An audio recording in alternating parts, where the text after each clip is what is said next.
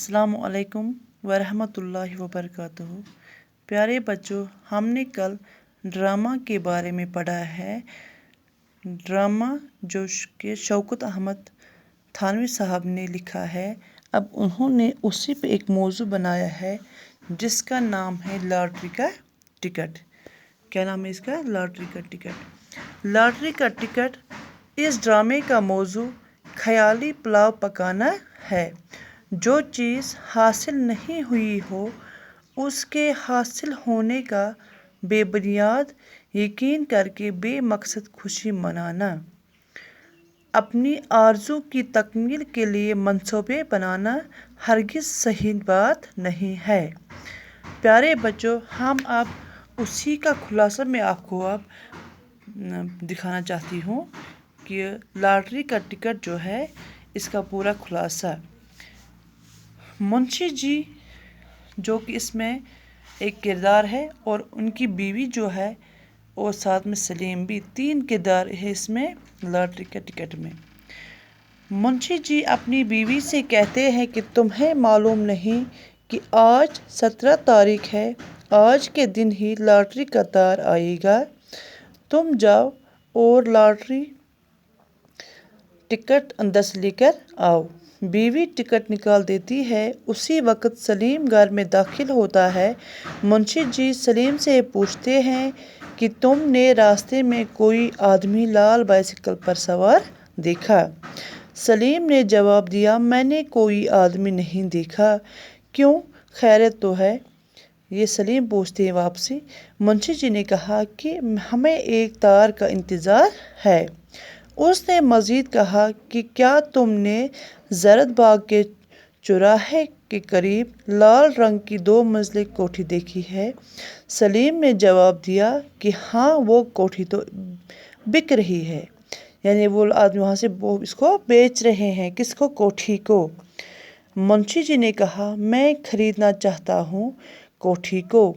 بیوی نے جواب دیا کہ مجھے یہ شیخ چلیوں کی سی باتیں اچھی نہیں لگتی۔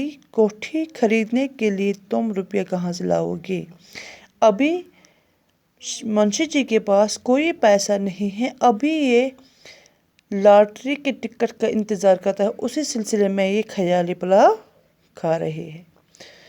کوٹھی خریدنے کے لیے کوئی پیسہ ان کے پاس نہیں تھا۔ منشی جی بیوی سے کہتے کہ 2-4 روز میں موٹر بھی آ جائے گی، تم موٹر پر چل کر کوٹھی کو دیکھنے آنا۔ یہ منشی جی اپنی بیوی سے کہہ رہے تھے۔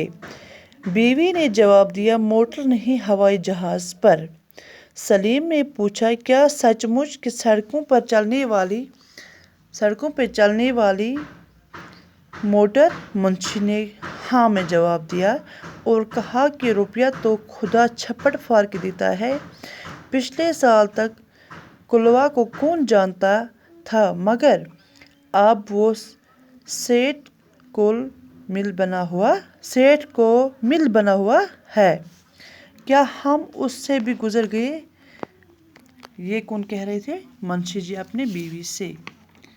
سلیم نے منشی جی سے کہا، میں تو حیران ہوں کہ آج تم کیسے باتیں کر رہے ہو۔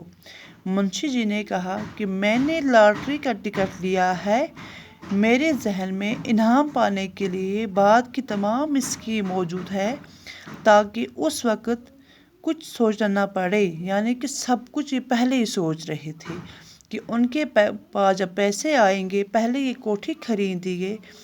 کوٹھی کو دیکھنے کے لیے ان کی بیوی جو ہے وہ موٹر پہ وہاں تک جائے گی اور بڑے بڑے پلان بنا کے انہوں نے رکھا تھا۔ اب یہ سوچیں، جب میرے پاس لاٹری کا ٹکٹ آئے گا تب مجھے کسی ٹینشن، کسی پریشانی کا سامنا نہیں کرنا پڑے۔ مثلاً میں جانتا ہوں کہ ایک لاکھ پتی کے لڑکے کو میونسپلٹی کے اسکول میں نہیں بلکہ انگریزی اسکول میں پڑھنا چاہیے، جہاں ایک بچے کی پڑھائی کا خرچ 100 روپیہ مہینہ ہوتا ہے، اور اس کے یہاں کم از کم 50 روپے کا باورچی ہونا چاہیے۔ میں نے طے کر لیا ہے کہ باورچی خانے کا خرچ اگر کفایت سے چلایا گیا تو 500 سے بڑھنے نہ پائے گا۔ سلیم نے جواب دیا کہ میری رائے میں بھابھی کو بھی بلائیں گے تو پھر حساب کریں گے۔ بیوی منشی جی کے سامنے گزرتے ہیں تو کیوں یہی کہتے ہیں کہ میں ایسی فضول کی باتیں سننا نہیں چاہتی۔ یہ باتیں ہو رہی تھی کہ دروازے کی کنڈی کھڑکھڑانے کی آواز آتی ہے اور تار والا باہر سے آواز دیتا ہے۔ پیارے بچوں، اب اس سے آگے میں آپ کو کل بتاؤں گی تو پھر جب تار والا آیا تو پھر ان کے ساتھ کیا ہوا۔ انشاءاللہ کل میں آپ کو یہ آگے پڑھاؤں گی۔ باقی السلام علیکم۔